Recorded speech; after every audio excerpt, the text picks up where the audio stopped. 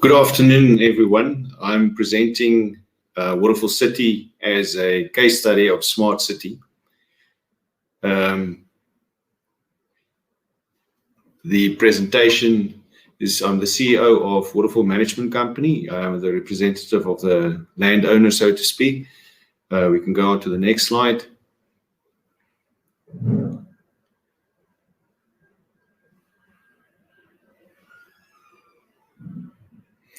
I'm going to give you a quick background, a bit of the history. The Mia family, who the owners of the land, bought the land in 1934. I think at that stage it was £16,000. It's 2,200 hectares in total. It's about 5,500 acres. In 1996, which is now 25 years ago, Werner van Rijn, my one colleague, introduced the concept of this Waterfall City to the owners of the land. And thereafter, we signed agreements with Century Properties in 2004. They were and still are responsible for the middle and very high income property development. Calgary M3 were for the very low component. Attack in 2008, they were and still are responsible for commercial, retail, and the industrial developments. And then Baldwin Properties that are responsible for the middle and lower income. Thank you. Important things that one has to take into consideration in our development is that it is a leasehold development. As far as residential is concerned, it's a 99-year lease with an automatic renewal. So if I sell my lease to somebody else in 5 years, that person will have a new 99-year lease. Commercial leases are usually shorter, but we have various types of commercial leases. Some of them are 10 years, 12 years, 30 years. Some of them have different options to renew, etc. But the whole lease structure provides the legal framework within which we are developing our development. Another important thing was that we had to get bank funding. Without bank funding, you can basically do nothing.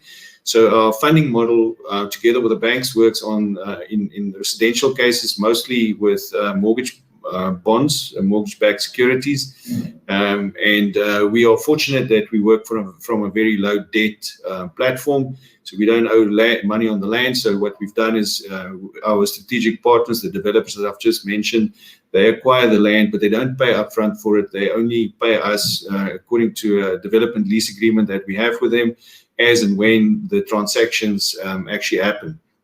From the beginning, we decided that it's going to be a mixed-use integrated development. We wanted to make sure that it will ultimately accommodate the South African demographics. All walks of people are living here, all races. We also wanted to make sure that there's the lower to the high income, and we do have that. The location is between Johannesburg and Pretoria. It's very right next to the Allendale interchange. For those of you who are familiar with South Africa, it's very easily accessible on both sides, east and west of the national road N1. I threw this in Maslow's hierarchy is something that we looked at right in the beginning, is to say, if we do this, what should we put in here? And it's basically, firstly, well, the thing that came out very important was security in our country. That is an issue. And that's where some of the gated communities comes from. So it wasn't meant to be exclusive, so to speak. But as far as the residential developments are concerned, it's usually gated communities. But all the other commercial, retail, and industrial developments are accessible by anyone in the country. And what we've also seen is that aspirational is important. We saw that if we develop the very high end first and put in the infrastructure, it's easier to get the lower income people also into the mix. The higher end basically, to a certain extent, funded and subsidized the lower end infrastructure. Next slide, please.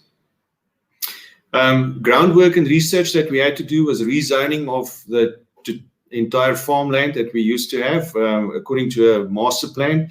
The master plan has been in place since the early 2000s. Since we've started with it, we've only deviated slightly from it, but we are nimble enough, so to speak, to change where we have to. We had to do a lot of environmental studies that, of course, made us develop a eco estate instead of golf estates. There's 300 hectares of green space that we've secured. Demographic studies were done, see what the income levels are. Infrastructure availability was also a very important thing for us, because electricity is an issue in our country, and we had to purchase upfront from Eskom quite significant electricity capacity.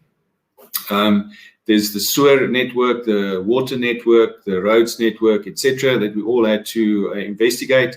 And then because of that, we had a traffic impact study done, which relates to, which caused the development to be transport-orientated development. We've got the Gautrain line that runs through our development, and hopefully one day we will also acquire a station. Next slide, please.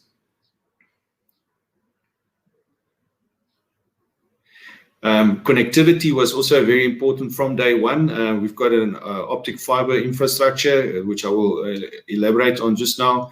IT platform, we did a lot of research into that. Security requirements obviously played a role, and we built that into basically every single component of our development. We've divided it into smaller chunks, and we've given it to different role players, as I've said. In this, our architectural guidelines played a huge role. We tried to make sure that our local architectural designs and aesthetics plays a role. And one of the very important components is that the designs have to be energy friendly. Landscaping and guidelines have also been introduced. That's mostly indigenous, so that it can be water-wise, water-friendly type of developments. Next slide, please. The role players, obviously the local, provincial and national government are significant role players in the sense that they give us guidance in terms of the legislation. We fall within the ambit of the City of Johannesburg municipality, and we work very closely with them, and then also the Gauteng province. That's for permissions to develop development rights, to do connections, the standard infrastructure. All of that we liaise with the provincial and local government, but they do not get involved in our day-to-day operations. We maintain basically everything, and the government just creates the environment within which we are operating. My company, Waterfall Management Company, is the representative of the landowner. So what we do is we coordinate all activities between the various parties. We've also created a company called Waterfall Common Services, NPC. It's a non-profit company, which we had to found so that it can work between the various developments on common property. We've got a river. In South African terms, it's a river. It's in international terms, it's just a small stream, but that needs to be cleaned up. We've got the road verges that needs to be maintained. Also the road service infrastructure, as well as the security infrastructure, etc. And everyone's making a contribution via levies to do for this company to do the job. Residents and property associations are at play. And then our development partners, ATTAC, who's responsible for the Mall of Africa, that's on our land. We've got a PwC building, Deloitte, BMW, and various other international and local companies that have made Waterfall City their home. Bulwen is also known for their higher density developments, and specifically here it's the Munyaka Crystal Lagoons development that they are busy constructing. Century Properties, as I've said, have been focusing on the middle and high income. They were also responsible for the equestrian estate development that we have, as well as our 2 retirement villages that we've incorporated. There were other players and are other players. It's about 6 or 7 others, but they play a minor role in this process. Next slide, please. Other important aspects for us was the leadership that we got from the landowner and a few other people involved. Obviously, buy-in. You can imagine if it's a raw piece of land that people don't necessarily believe that you can do what you want to do. It was ultimately a big team effort between the various parties, and still continues to be one. We've got very bright individuals in some cases that are leading our teams. We have a very small company. We outsource a lot of our activities to professionals. As I said, we work in small teams. We've got the regular monitoring committee meetings that liaises with all the developers. We've got community involvement. We've created a training school on the construction site. Recently, I found out that one of the guys that went through that process are now one of the main painting contractors at one of the construction companies that we have here. So far, there are 25,000 people that are working on our developments. About 20,000 people are living at Waterfall City. And the total spend so far is about 50 billion rands, which is about $3.5 billion. Next slide, please. This is a slide of how it looked like in 2012. That's 9 years ago, where the Mall of Africa is located. The next slide, please.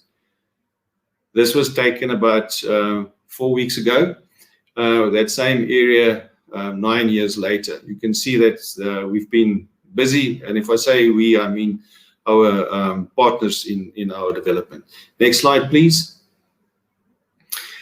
Technology and sustainability. I've mentioned the optic fiber, but what we have is a single trench open access policy. So we don't allow all companies to dig trenches and provide the optic fiber lines. It's just one company. When we started this, we went to Vodacom, the likes of Vodacom and Telkom and MTN, and they said that we must wait until we've got 80% developed. Now, you can imagine in 1996, nobody really thought about this, but we eventually started our own company and we've developed it on this basis, and it actually works very well. There are regulated prices, so we can't just charge exorbitant prices. All the telcos are here. Again, cell phone towers. Initially, the cell phone companies didn't want to come to our development, and eventually we formed a company that with radio planners, and we decided where all the cell phone towers would go, and today they are renting those towers from us, or space on those towers from us.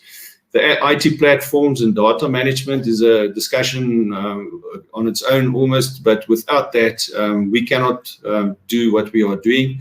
As far as security is concerned, we've got face recognition, number plate recognition, biometrics, etc. It's the traffic surveillance as well on some of our roads. We've got a significant number of cameras on our development, and that really helps with the security. We've also got a community portal platform where the plans, contracts, and so on are stored. It almost acts like a deeds office for us because it's lease. It doesn't get registered. Well, it gets registered in the deeds office, but it's in a different format. Then we've got an app that we've developed that we communicate with the various role players. On that, you can pay through that your rates and taxes and your levies as well, and a few other things. We've got podcasts where we inform people. If you go to our website, the www.waterfall.co.za website, you will find many of these things. And then where possible, we install smart meters. There's a section that we are now rehashing, but smart meters, as far as the utilities are concerned, plays a huge role in what we are doing. Next slide, please. The City of Johannesburg systems, the rates and taxes are very important. The city benefits to the tune currently of about $26.5 million per annum. In about 6 or 7 years from now on, we estimate that figure will go up to about $65 million US. Obviously, green buildings are not only the name of the game, but it is a requirement these days, and we focus on that. We've got a number of green building, 4-star and 5-star green building buildings that have been completed or that are in the process of being constructed.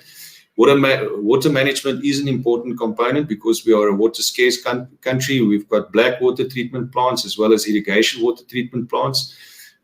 We have a zero waste to landfill goal. We've got a litter trap in the Yitske River where we catch a lot of the litter, and that goes to zero, or the waste management as well.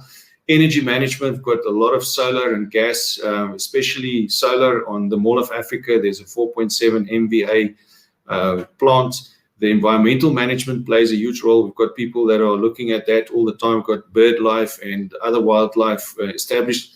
And then, as I said earlier, utility management is also a very important component of what we do. We currently have about 6,000 houses that are completed. Ultimately, we will have up to about 22,000 houses. The GLA is about 800,000 square meters at the moment, and that will go up to 2 million square meters. Electricity, water, roads, sewer, stormwater, and telecoms are being are all built by the private sector at this point in time. Nothing's been funded. Schools, hospitals, the heliport, we've got a heliport, petrol stations, hotels. We're planning for the Gautrain station, and then we even have a cemetery. All of this part of our infrastructure that we've developed so far. We've got for the future, we're working on programs on IoT, the Sigfox and LoRa networks. We've got drone and the impact of drones, water availability, change in education, the retirement way that we do that, and then online technology, and then augmented reality. Those are the things that we are focusing on. And that's my story. Thank you.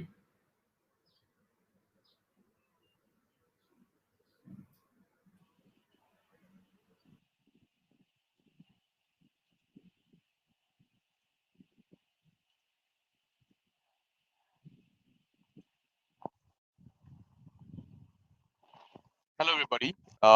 Good evening. My name is Eugene. I'm from Singapore.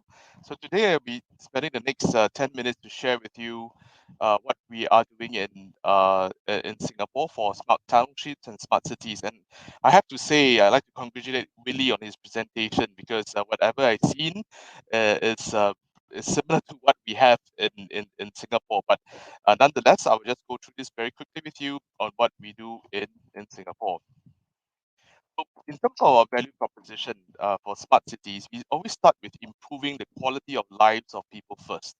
And that would mean better economics, better cost savings, happy citizens, most important, and on the angle of sustainability, green, clean, and low carbon. So a little bit about Sepadan Jurong. We are the largest architecture group in Singapore. We've done about 100 over industrial parks. And we have designed over 1 million homes in Singapore. But the fact is, we look into state-of-the-art technologies, and we have been providing smart cities technologies for decades already in Singapore. In order to ensure that we start with the right technology, we need to make sure that we start planning out first. That's what Willie mentioned. We need to make sure that our planning, our designs are in line, and that means that we need to make sure that there's integration, there's connectivity, in terms of the design tenets, there's vibrancy, social community, environment, universal design, safety, security, and privacy, maintainability, and even productivity. But all these must go to a common goal, a shared vision. So what does it mean? You need to have political will.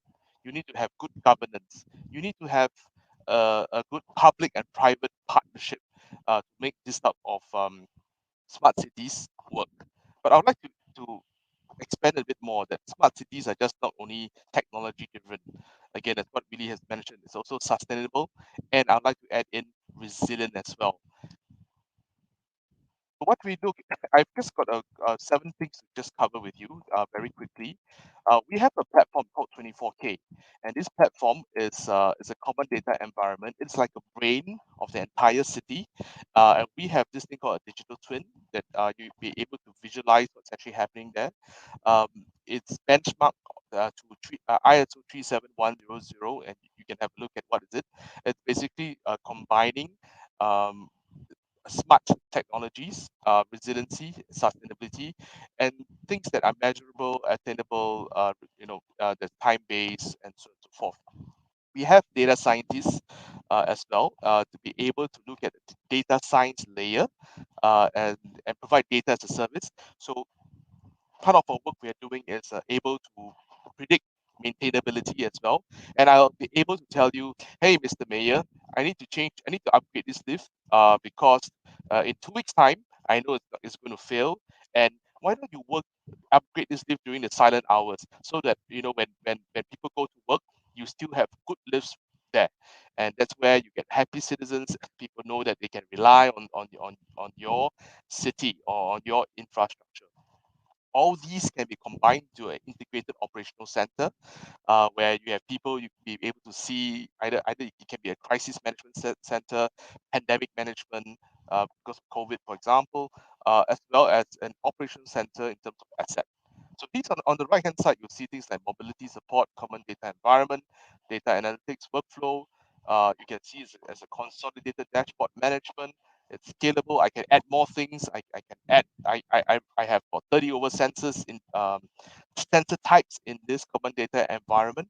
Currently, we have about 35,000 sensors on it, and I will be definitely looking at putting 50,000 sensors by 2025. Now, you may think that, hey, this is a small amount, but don't forget Singapore is also small. When we have our projects, probably it's like 500 sensors, 1,000 sensors here.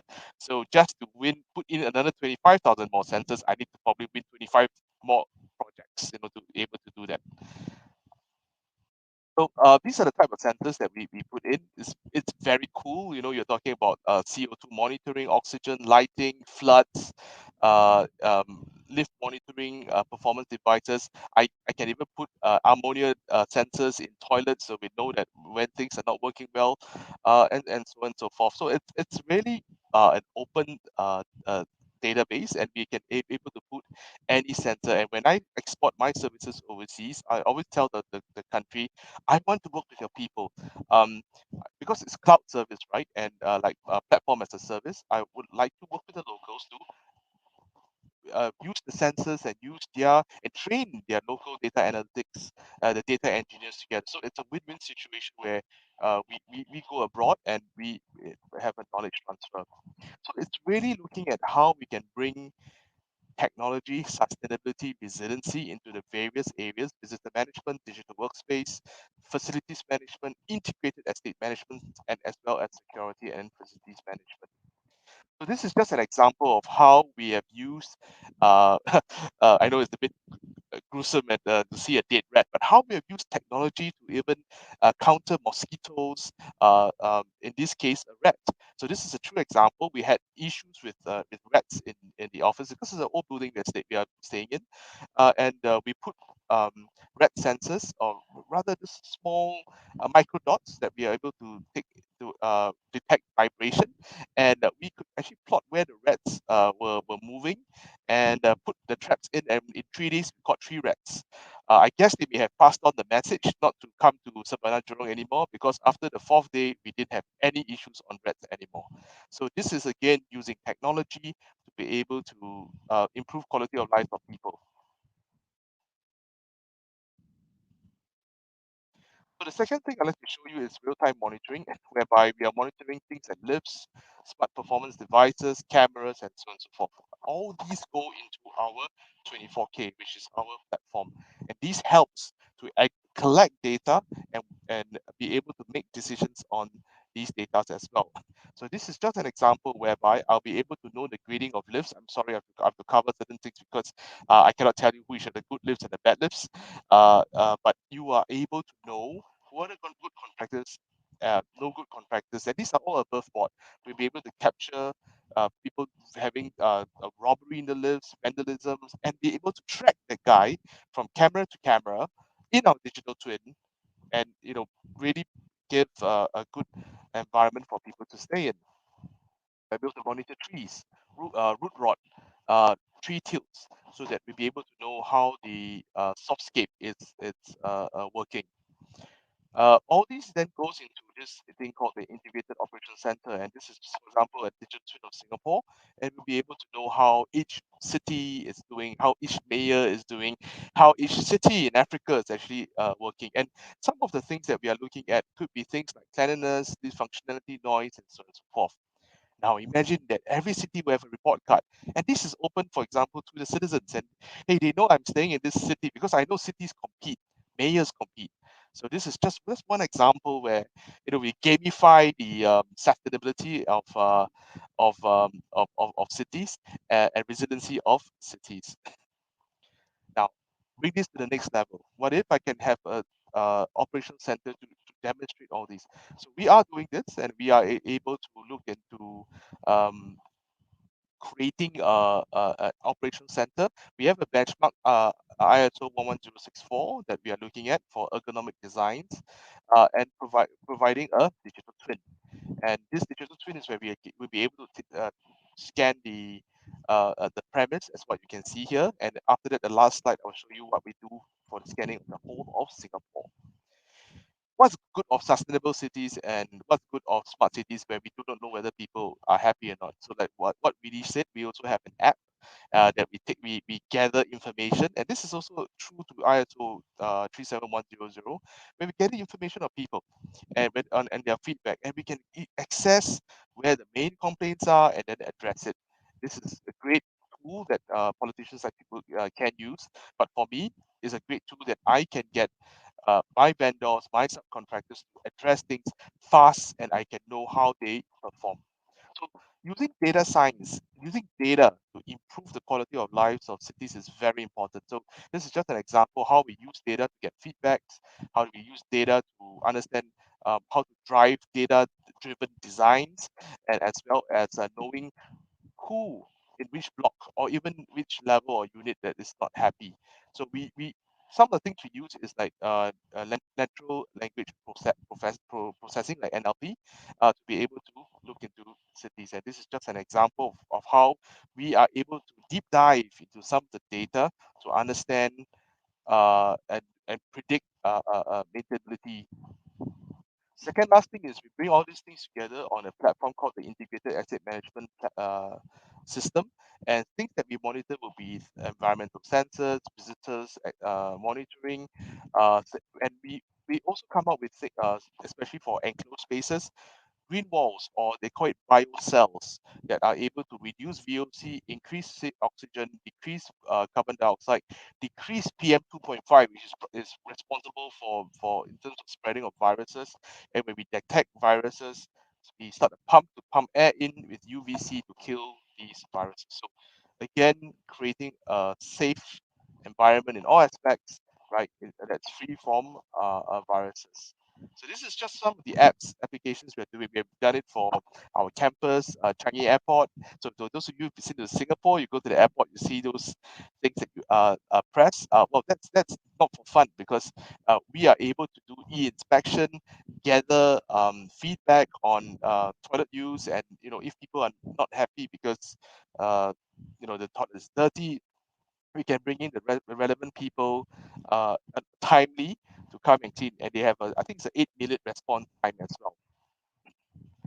Use drones, and so we have own aerodrome within the confined spaces, and these drones make quick work on detecting of defects on buildings. What we have taken days to do, including having Spider-Mans or scaffolding.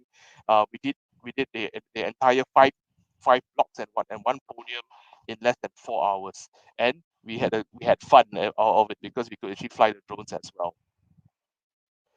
Um, I think I'm BIM, building information modeling, is part of how we design in the integrated digital delivery. So when we design, all the specifications, the certificates are wasted, because if we don't take those information and pass it through to the asset management stage, they are wasted.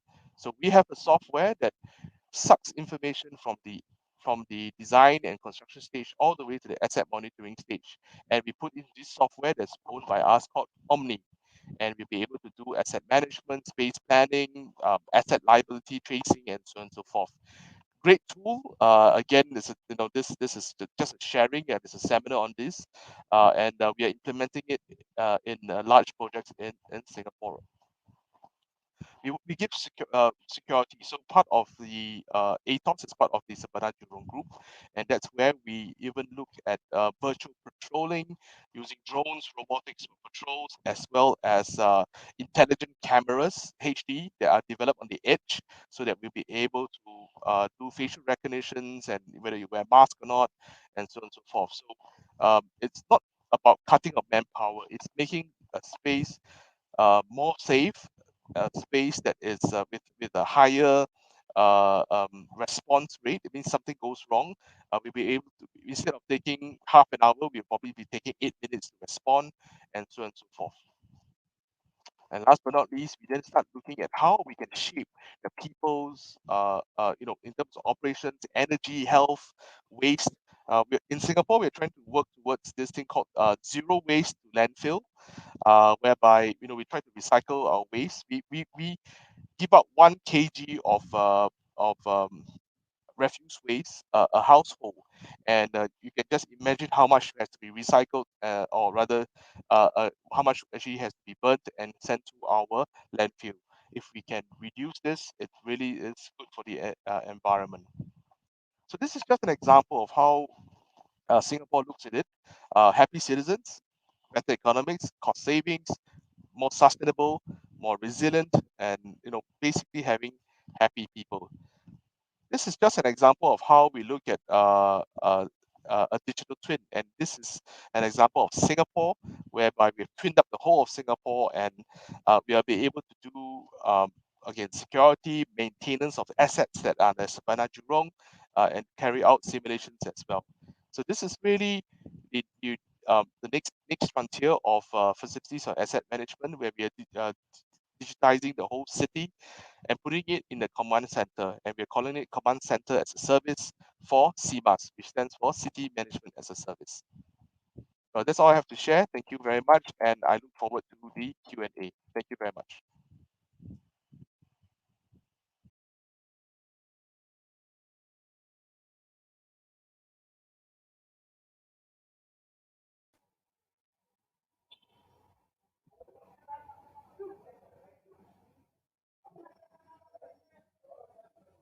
Okay. So thank you very much. My name is Stella Moro from Konza Technopolis.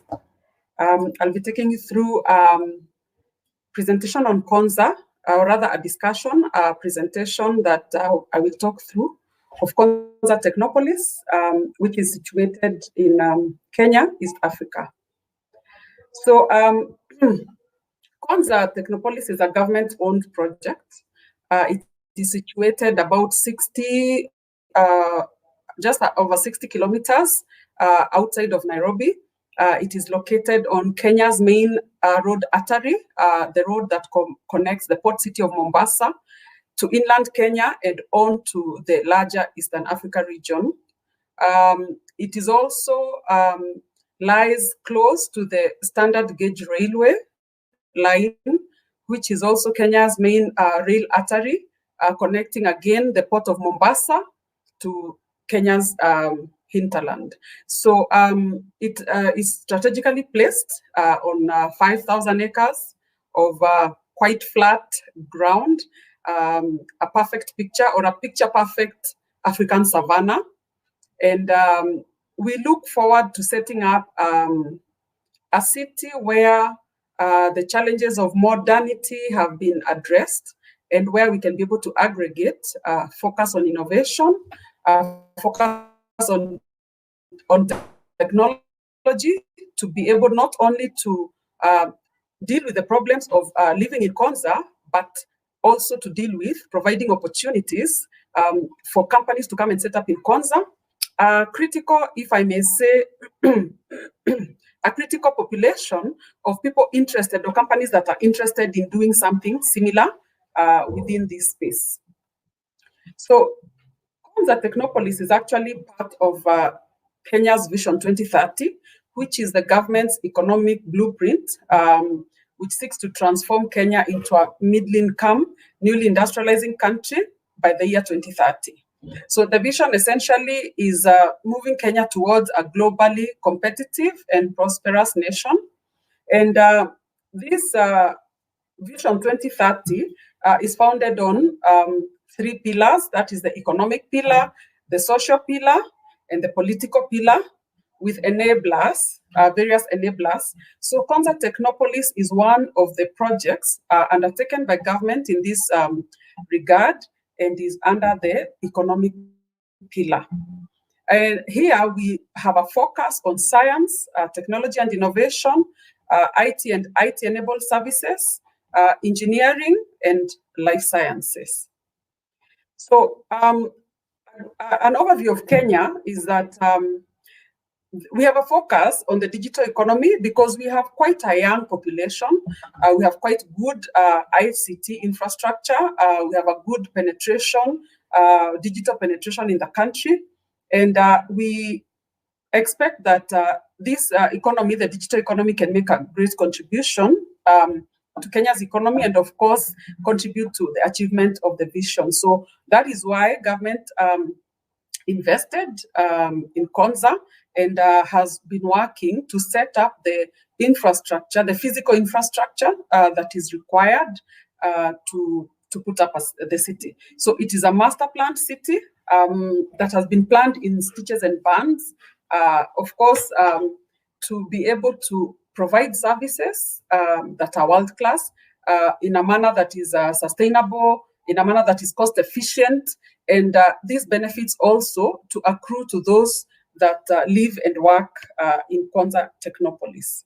So Kenya in the region is quite a good entry point to launch into the East Africa region, the Eastern Africa region, and essentially this part of the world. We normally like to say that if you look at the map of Africa, Kenya is located right at the heart of Africa. So it provides a good launch pad into the region, and of course, coupled with what the country has to offer in terms of the labor force, in terms of the resilience of the people, in terms of their entrepreneurial spirit, in terms of the very robust framework for supporting businesses, whether financial institutions, the legal framework.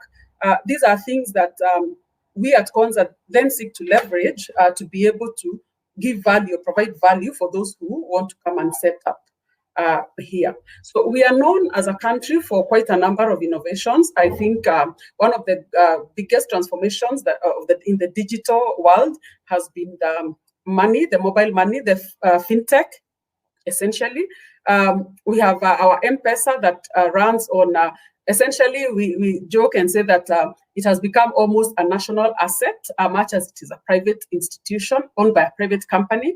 But this has shown how creative the Kenyan people can be, because they have been able to take a lot of these products and a lot of these emerging technologies and convert them into really big products that can have become transformational. So Konza's mission is essentially to develop the smart city and an innovation ecosystem contributing to Kenya's knowledge-based economy. So we are looking at two key pillars. That is the infrastructure, the Technopolis infrastructure. I mentioned about the physical infrastructure. That is the roads, the utilities. We have provided for all utilities to pass underground, and all the land parcels in Konza are plug and play. We have room for expansion, meaning no need for hacking any of the existing infrastructure, because it is provided for in the utility tunnels that run underground in Konza, and these have already been set up. We also have the smart city services, which upon which the smart aspect of the city is founded. These are in terms of the enablement, the capability, in terms of the ability of these to be integrated in even new technologies that come. And this also provide opportunities to convert this into business opportunities and provide value for the residents of the city. So we also aim to have happy residents who get value, a good quality of life. You can imagine combining Africa's very nice living climate, have a good living environment, and have services that work. And the second pillar we are looking at is the knowledge economy and innovation. We seek to aggregate in one place and make Konza the go-to place when you want to test your innovations, when you want to collaborate with others, when you want to collaborate with government in the form of either a formal partnership or deploying through government institutions. We see Konza as the go-to place for all this. So our focus areas are driven by research and development. We also have a keen focus on education, especially providing the skills that are missing, and also upskilling to be able to prepare our people to take advantage of the opportunities that arise in the digital space, and of course, commercial development. So I said we have done the access roads, we are putting electricity, we have very good reliability of power in Kenya generally, but in Konza we are putting a 400 kV substation. We have plenty of water, which we make available in the city. We have very good connectivity. Our ICT, we have what we call the National Optic Fiber Backbone Infrastructure connection that runs alongside Konza on its way from Mombasa, the port city of Mombasa. So we have very, very good connectivity for that. So we are able to provide world-class service or give you services that are available in any part of the world. We also have a data center, which is up and running at the Technopolis that supports both government and private enterprise, which can be utilized either for primary or it can also be used as a disaster recovery or a secondary storage location. So Konza, 5,000 acres inside of Konza are supplemented or complemented by about 60,000 acres around the Technopolis, which is known as the buffer zone, where we have a memorandum of understanding with the neighboring counties to be able to provide a kind of sustainable development of the area and also to provide a place, an overflow in the event that we need more land to support or to benefit from the current takings at the Technopolis, inside the Technopolis. So we are currently at about 45% uptake of phase 1 because it's a large geographical area, 5,000 acres. So we are doing this in 3 phases. And phase 1 is about close to 50% taken. We have a good mix of about 50% local and 50% international investors or the interest that you've been able to generate. There are also quite a number of government projects within the Technopolis which stimulate or which drive demand for other facilities such as the social amenities. So in our focus on innovation, we are trying to put together and bring on board as many or widen the participation into the innovation ecosystem and into the technology space. So we are reaching out to children from underprivileged backgrounds and also taking up students who are coming out of schools and universities in various programs that are aimed at stimulating and aggregating them together so that they can be able to benefit from interventions that exist that are out there for us to be able to achieve the knowledge economy that we so desire. So we are also putting up a digital media city to focus on the creative economy. This is in film, in IT and broadcast, TV and broadcasting, in ICT, in media, in fashion. So we are putting up a city within the city, and currently this is ongoing. We are at feasibility stage, full feasibility, and we hope that this should be up in about starting to build in about the next 2 years. So our strategy is has been to champion the innovation programs, creating the innovation ecosystem and opening up opportunities, leveraging on existing and new partnerships, developing infrastructure, both physical and supporting infrastructure, leveraging on business incentives, such as the special economic zone benefits. Konza, the 5,000 acres, has been designated as a special economic zone. So we seek to plug into also virtual forums like this, regionally and internationally, to increase visibility, to amplify the investment opportunities, and say that we are establishing a global world-class smart city and incorporating sustainability in all aspects of the project. So we look at sustainability in 3 ways. We look at it when it comes to the environmental sustainability. We look at it when it comes to economic sustainability. Here we look at inclusivity across various cadres of economic enablement. We want a city that is truly inclusive and truly representative of our economic circumstances.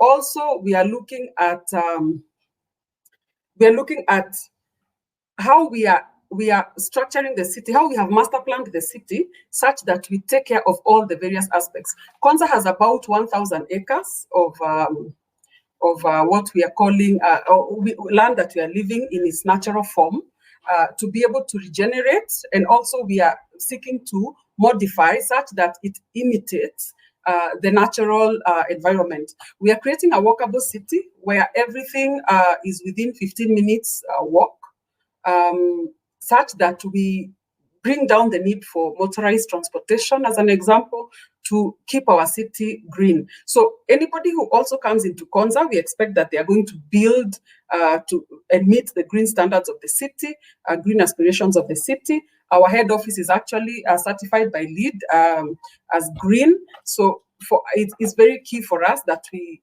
merge all these aspects of sustainability. And lastly, we look at the social sustainability, where we are as inclusive as we can, creating a cosmopolitan city. Kenya is truly a cosmopolitan country, and we want to imitate this at Konza and provide a city that really speaks to the needs of people of whatever social orientation or background. So when we look at how the city has been master planned, we have met the environmental sustainability requirements. We have designed all our activities, and our decisions are driven by taking cognizance of the social and the economic sustainability requirements. So we avail incentives for investors to come to Konza because government is only putting up the infrastructure, but will not be putting up the city. The city is open for investment opportunities, people who want to come and take advantage of what Kenya has to offer, which is pretty much. We also have a key focus on partnerships, that is private-public partnerships to drive the city. And we are really open to this kind of suggestions. So this, I think, I would say that is what has been working for us so far, and the response has been quite encouraging. And we understand, having been at it for a while, it took quite a bit of time to plan it. And we think planning is critical so that you don't build and then find that there's something you needed to do after the process has already progressed. So I would say that that is an overview of Konza Technopolis, the government, 100% government-owned smart city project in Kenya, East Africa. Thank you.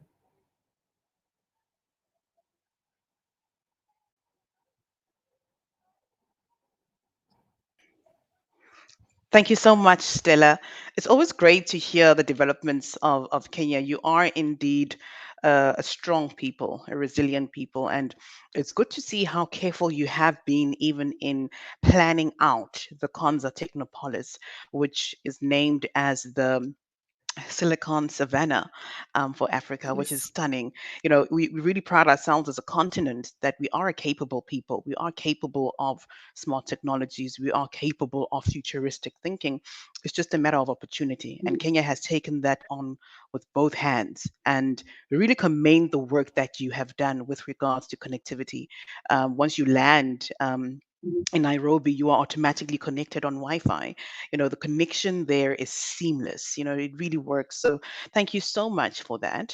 I'm going to be moving on into the questions that we have for our panelists. Our moderator, Mr. Mohammed Mansur, is struggling to connect from Nigeria. So Nigeria needs to fix their smart technologies. So I'm going to go into a question for Eugene. And the question there is asked by Chinadam. And their question is, please let us know the role that your advanced systems have played in minimizing devastating effects of COVID-19. And that's if you have any. And then how do your systems help to protect country and rampant incidences of global and local terrorisms? Singapore seems to have done it well, and Africa needs it. Eugene? Thank you very much, and I think that's a great question to start this this conversation on smart cities. So the first thing is that our platform, which is called 24K, is it is helping in terms of finding the COVID-19. We have our own system. System is called a this is a token. It's a Bluetooth Low Energy token, and we have issued it to the migrant workers, about 430,000 of them. So there are two types that's moving around in the market right now. One, which is this, that is by the Singapore government, and the second is by us together with a company called Decrypt, which is a Temasek portfolio company. So what we do is we put it all this information in the cloud. We'll be able to do contact tracing up to 2 or 3 tiers or area of influence. And well, get this, we are able also to do and identify asymptomatic cases. Means that people who are asymptomatic, that means they are not showing the symptoms. However, they are carrying the viral load, especially this Delta variant, which is very contagious because it's airborne. And we are able to then single out these people, get them tested, and again, thanks to the algorithms that we have written and the platform that we have.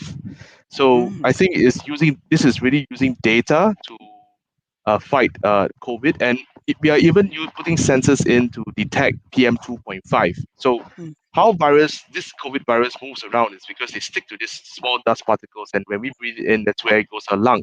There are the two variants. Well, the Delta variant, it really attacks the lung first, and the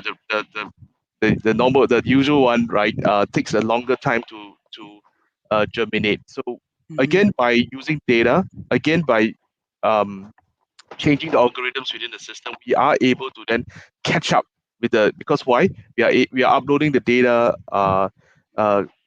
periodically into our system to be able to do that calculation. Now, I think the second question is on terrorism, whereby we do have ATOS, who is a security consultancy and armed guards company of Savannah, Jurong, and we do have this 24K system in their integrated command and control center that also has that that surveillance ability. We do have a video analytics layer, and we have tied up with the National Supercomputing Center, NSCC, and they are able to put our videos live in there, and able to have a petaflop worth of data analytics on facial recognition that is live. Now, the difference between that and live and what's actually happening currently with other people is when it becomes after the fact. That means when the crime happens, and then let's go and review 1 week of data. Like, look, that's too lot, right? But if it's live and straight away I'm able to catch you without a mask, straight away I'm able to catch you that, hey, somebody is loitering around, and because through our video analytics you'll be able to do that. So I think the most important is have a common data environment. That's why that's the first slide I showed. We must have a brain, and this brain is then able to form work within frameworks, whether it's sustainability, safety, and so on and so forth, so that all these can be wrapped the proper wrap, which I say, around smart, sustainable, and resilient cities. That's really, really impressive. And then the next question I have here is for Willie, and it's regarding your Waterfall city. It says, how were architectural guidelines and landscaping guidelines integrated, if they were at all, for the purpose of sustainability?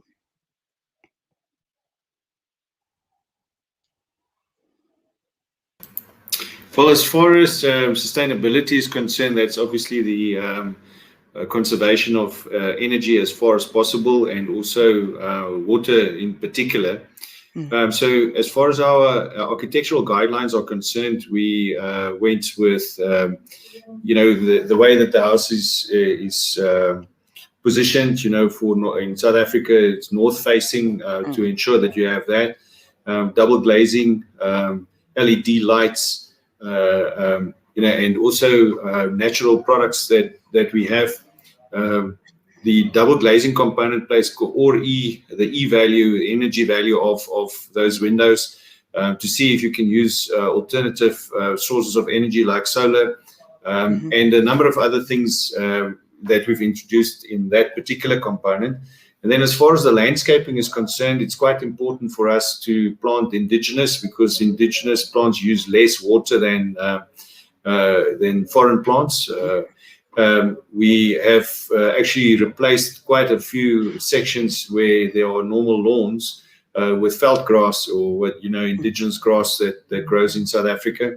Also, the types of trees that we plant is also more conducive to the environment in which we are, and then also is the bird life, the wildlife, relates more to the indigenous plant environment. Now, you do have clever architects that combine this. In some of our developments, we, for example, have a roof. The roof is covered with grass and some other plants and so on, which enabled us not to use air conditioning, for example. It insulates the roof basically, and we then our clubhouses in particular, and some of our gatehouses we built on that basis, and also because of our seasons, we've got a relatively friendly climate. Gets a bit cold in the winter, but not nearly as cold as in the northern hemisphere. So we use all of those features, so to speak, to integrate with each other. I don't know if that's a sufficient answer, but that's my attempt at this stage. I think so too. I'm going to wrap up the session now with closing comments from the panelists. And I think for me, what stands out is the government support that each of you have received in the establishment of your smart cities. How effective was that? And what does the future hold when we're looking at policy development? And when we're looking at the growth of smart cities, if the future is smart and we want to transform the current cities towards smart cities, what would be the kind of activity that is expected from government, the kind of activity that's expected from private? And I know, Willie, you're running a private run one, but what are the possibilities that exist? And even for Kenya, even as much as you've just completed your feasibility stage, and in the next 2 years we will start to see actual construction take place, what other support is there that you do need, and perhaps a platform such as this could assist with? Are you talking to me first? Willie, you can go first. I think as I said earlier, the government provides a framework within which you operate. We would like to see that some of these approval processes that we have to go through, that significantly sped up. In some cases, you wait 2 years for a rezoning application or a permission to start with some construction or so. So that environment needs to be sped up, because then, I think the whole environment will do better, because you have holding costs of land and infrastructure that you have to fund during the period that you wait for approvals. And then the other thing is to have perhaps closer a relationship with the government in terms of the grand or the bulk, what we call the bulk infrastructure or the main infrastructure planning. Yeah. Because that is a very expensive component. If you build bridges across rivers and so on, and large road infrastructure, we believe that the government should play a big role in that, and leave it to the private sector to do the internal components, etc. But it's a very heavy load on the private sector if you do, because we build provincial roads in our case, and we fund most of that. So from our point of view, it's maybe a softer ear to listen to us in terms of that. I must say, it's not like we have completely negative approach by the government. I think it's just that there's a capacity problem. In some cases, people do not have all of the background on what we're planning, etc. So speeding up the process and assisting with bulk infrastructure development will be one of my two on my wish list at the moment. That's so true, Willie. We do struggle, and we are concerned on the technical skills that are lacking from government for infrastructure developments across the board. So that is a great concern for us. But thank you for those 2 points. Eugene? Well, I think well, I've just written down 5 points. One is that I think the government and the private sector has to be involved and work together. There's no there's no division, because it's something that while as Willie mentioned, the government provides the framework and then the private sector comes in. There must be learning, and that's where whatever we learn, and that's the reason why I'm able to share with you what Singapore is actually doing. So coming to the framework that what Willie mentioned, that's very important. So Singapore has come up with, for example, the Green Plan, right, where several ministries and agencies has come together and decided to say, let's work together and get this done. It cannot be just one ministry or one agency alone. It has to be an inter-ministerial affair whereby people come together and work together, because if not, then it will be a situation that what Willie mentions, that because one department doesn't talk to the other, then everything just get frozen, and it just takes a long time. So interministerial departments, that means the ministers themselves must talk. Is this first thing. Second is that the different agencies and staff have to come together and talk. That is very important, and Singapore has been successful because we have had that discussion. For example, for smart cities, Prime Minister's office leads it itself. That is how important it is. SNDGO. So I think that's the third thing is on grants, whereby the government has come up with a lot of grants, whereby the private sector can come take these grants and implement it on buildings, on projects, on precincts, and so on and so forth. The fourth thing is research, whereby in order to ensure that we keep ourselves abreast, we need to make sure that there's enough research, whether government to IHL, Institute of Higher Learning, or government to private sector. But the last thing I think is that there needs to be it's no point that this generation talks about where we are. If the previous generations coming don't understand, there's no sharing. And if I'm speaking to you now, I retire in 20 years time and I don't share my knowledge, that's it, right? So there must be a curriculum that looks at how we can build smart city executives, and I've actually written a paper recently that I feel that it's not just technology play. It is neither is it just discipline play. It takes people that, for example, who are from the construction industry, builders, right, who have one leg in technology, coming together, bringing this together, not forgetting sustainability, and we look at it holistically, right? Because if not, then we'll be in silos again, and the whole issue of coordination and capital costs instead of life cycle costs all will be at risk. And you know what? It will just fall apart because people are just myopic or blinkered in the way they're thinking. So that would be my answer to you. That's very impressive, Eugene, that your government doesn't work in silos, but instead they've pulled together to actually take up smart cities and establish that. Again, I think transparency is not an issue in Singapore, and money doesn't get lost in the kitty. So it's a different landscape in Africa.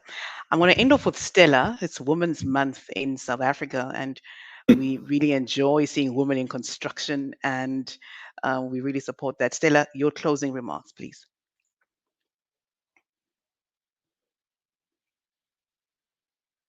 Stella, you're on mute.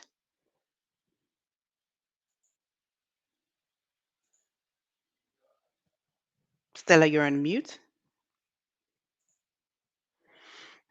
I'm going to unmute her.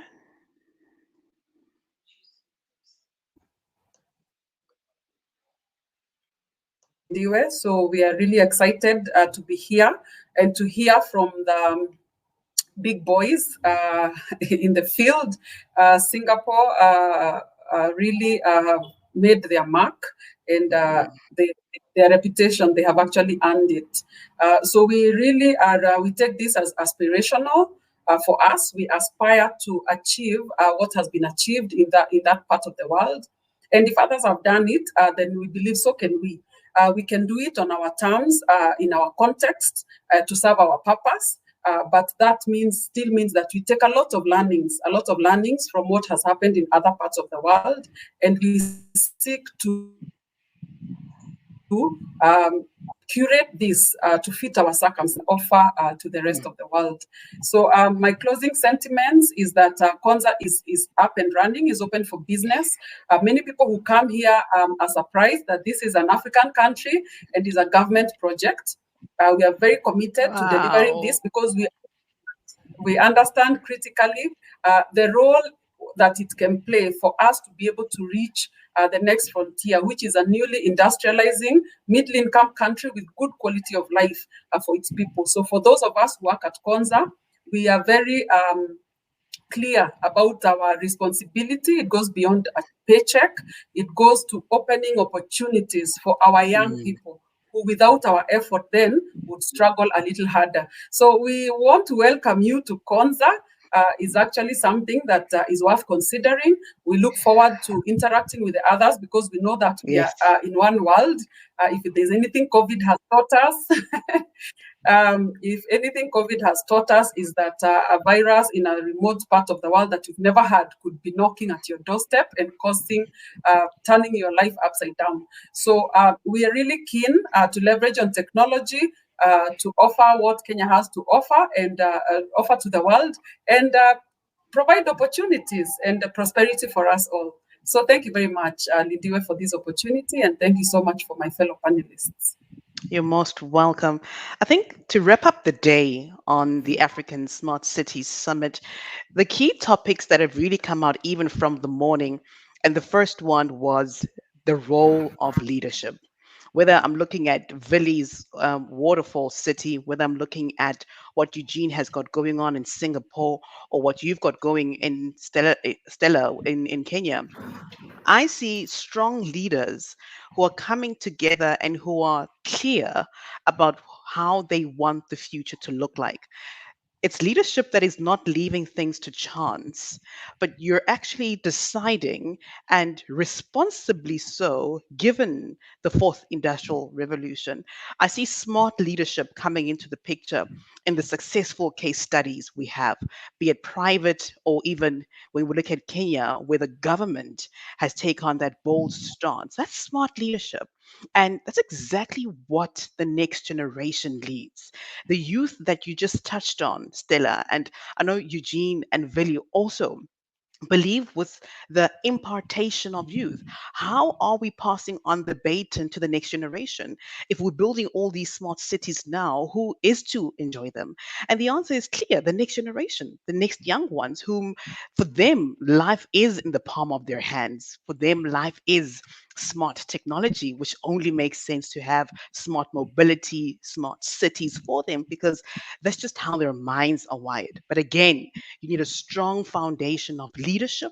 You need a clear impartation plan to the youth and involve them even now in the planning stages, which is why, Stella, when you touch on the youth activities that Konza is already doing in its feasibility stage, that's a success plan on its own. Because should you not be there in the next 10 years, whomever you are training up now is able to continue the project and establish the city in what it needs to be. The other points that I have come up is with regards to service delivery. Smart cities are there to make the life of the citizens better, there to enhance the life that we live. It's to serve us, actually, other than the other way around. The case studies that you have presented prove exactly that. The smart cities you are running are making lives easier for the citizens. And, coming from South Africa, having been at Waterfall, I can tell you the ease of even moving around from the gym to the hospital to the school and back home. There's just ease of life, and you get to enjoy life better that way. So there clearly is room for growth within this topic, especially when we're looking into the African context. We have to take it serious to say we can't leave this to chance. There has to be proper planning. There has to be proper implementation plans. And let's be realistic to say 13 years of planning, Stella, is very normal. And Willie will attest to that because he had to go through that as well. He calmed me down last week and said, look, Lindiwe, we started way back when with our event, with our project, and only now are you seeing the fruits that have actually taken more than a decade to actually be begged in as well. So what Konza is doing is really on par. We need to ignore the negative naysayers, which is pushed by media, and focus on what we have to do in our time with the resources that we have. And having said that, I just want to thank you, Willie, Eugene, Stella, for your participation and for your support on this conference. As a conference producer, I had fun. I had fun meeting you, I had fun engaging with you. And I know it hasn't been easy, especially with the backdrop of COVID, which has affected all four of us on this screen. But we thank God for life. And I thank you for trusting the process and sticking it out through. It's our first digital event. What better way to discuss smart cities on your digital event to prove that we are ready, regardless of what it looks like. And thank you so much. Thank Bye you. bye. Sure. Bye Thank bye. you. Thank you very much.